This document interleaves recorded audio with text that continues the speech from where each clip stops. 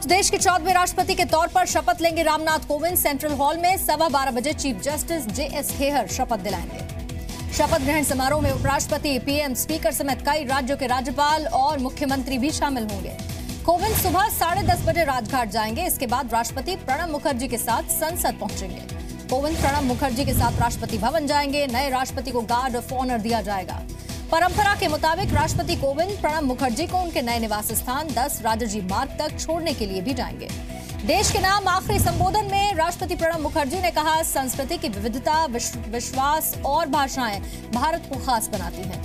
राष्ट्रपति प्रणब मुखर्जी की book selected speeches का PM ने विमोचन किया। कहा, प्रणब मुखर्जी से मिला मार्गदर्शन बहुत मदद करेगा। प्रणब मुखर्जी ने PM मोदी की तारीफ की। कहा, विनम्र व्यवहार के लिए वो मोदी को हमेशा याद रखेंगे। कानपुर में रामनाथ कोविंद के बचपन के स्कूल में भी खास तैयारियां हैं। बच्चों के लिए लाइव टेलीकास्ट का इंतजाम है। भंडारे का भी आयोजन किया गया। लोकसभा से 6 सांसदों को निलंबित करने के खिलाफ कांग्रेस का धरना। संसद परिसर में गांधी मूर्ति के पास नेता इकट्ठा होंगे।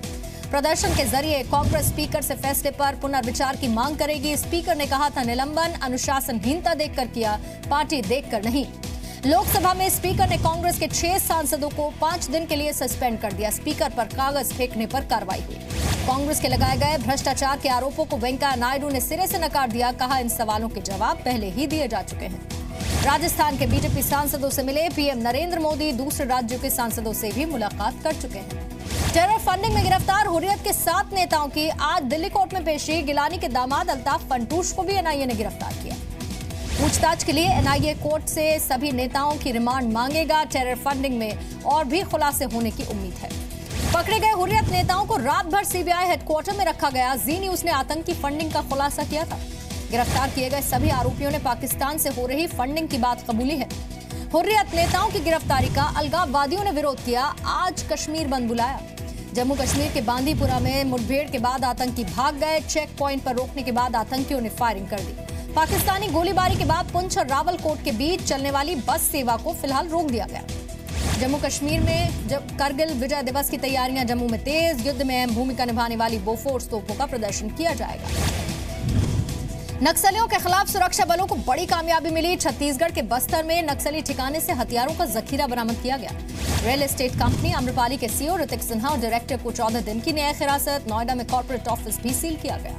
आम्रपाली पर 4 करोड़ का लेबर सेस बकाया है। कई नोटिस के बावजूद जवाब न देने पर दादरी के SDM का एक्शन। इन्वेस्टर्स से धोखाधड़ी को लेकर CM योगी आदित्यनाथ ने 2 दिन पहले ही चेतावनी दी थी। कई और बिल्डर्स पर कार्रवाई हो सकती है।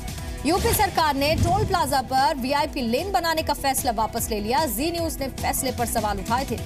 उत्तर प्रदेश PWD के अपर मुख्य सचिव ने सर्कुलर जारी किया। कहा, टोल प्लाजा पर सुविधाएं सबके लिए एक जैसी ही होंगी। IPS अमिताभ ठाकुर पर फर्जी रेप केस समेत दूसरे मामलों की जांच के लिए SIT बनाई गई। SSP दीपक कुमार SIT के चीफ होंगे। IPS अमिताभ ठाकुर मामले में गायत्री प्रजापति के खिलाफ आरोप पत्र दाखिल हुआ। गलत तरीके से रेप मामले में फंसाने का केस है। पंजाब के मुख्यमंत्री कैप्टन अमरिंदर सिंह की मां मोहिंदर कौर का निधन। 96 साल की उम्र में आखिरी सांस ली। Delhi Audi hit and run case में कार चला रहा आरोपी राजीव हिरासत में लिया गया। नोएडा से कार बरामद कर ली गई। घटना के बाद राजीव ने कार नोएडा के सर्विस सेंटर में छोड़ी। हादसे में 25 साल के युवक की मौत हुई थी।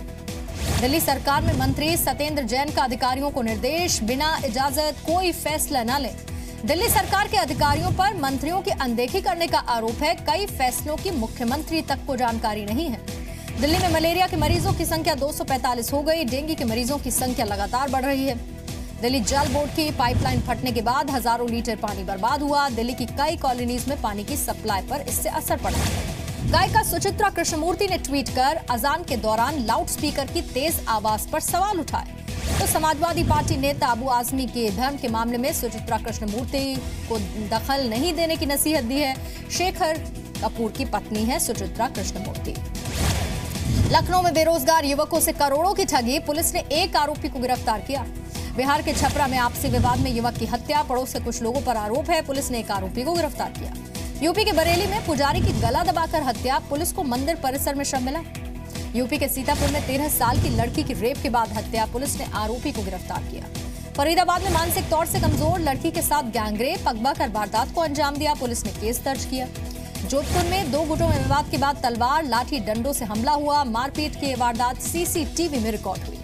राजस्थान में मौसम विभाग की अगले 24 घंटों में 6 जिलों में भारी बारिश की चेतावनी। प्रशासन ने अलर्ट जारी किया। भारी बारिश के बाद राजस्थान के जालौर में कई गांवों का संपर्क टूट गया है। राहत बचाव का काम तेजी पर है। राजस्थान पुलिस को आज शाम दिखाई जाएगी शॉर्ट फिल्म श्रद्धांजलि। पुलिस के त्याग और बलिदान पर आधारित है 12 मिनट की ये फिल्म। महाराष्ट्र के औरंगाबाद में गांव वालों का अनोखा प्रदर्शन। सड़क बनाने की मांग को लेकर कीचड़ पर चलने का कंपटीशन आयोजित किया गया। हैदराबाद में बुजुर्ग की सड़क पर बने गड्ढों को भरने की पहल। मदद के लिए अब स्थानीय लोग भी आगे आ रहे हैं।